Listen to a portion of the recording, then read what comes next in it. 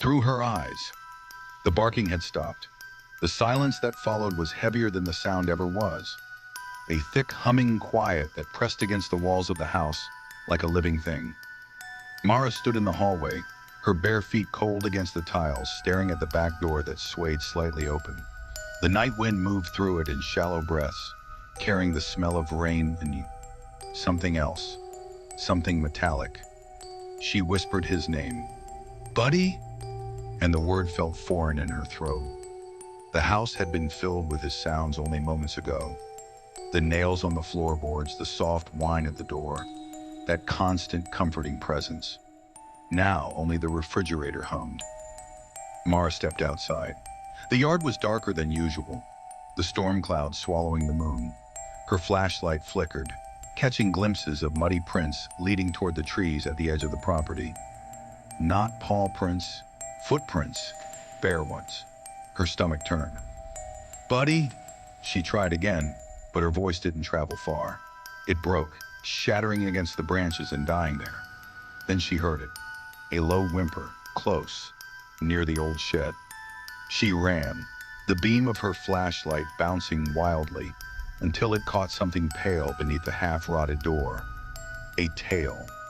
Still. Mara fell to her knees, pushing the door open, her breath stuttering. The air inside was damp, reeking of mold and copper. Buddy lay there unmoving, his eyes wide open, staring not at her, but past her, as if still watching something. His mouth hung slightly ajar, teeth bared, not in a snarl, but in confusion. She reached for him with shaking hands. His fur was cold. Behind her, the flashlight dimmed, flickered, and then steadied again. For a brief moment, in that flicker, she saw something reflected in the window opposite the shed. A figure, tall, human-shaped, but wrong, its limbs too long, the posture too hunched. It was standing by her house, watching. Mara's breath hitched. When she turned around, there was nothing. Only the night pressing close. She stumbled backward, heart pounding, dragging Buddy's limp body out of the shed. She couldn't think, couldn't breathe. She only knew she had to get back inside. Lock the doors, call someone. But as she crossed the yard, she saw the footprints again. Not just leading into the trees, but circling the house, looping back and stopping right by her back door. That door had been open when she came outside. Her throat tightened. Slowly, she turned her head toward the house. Through the kitchen window, she saw movement, a faint shadow slipping past the light.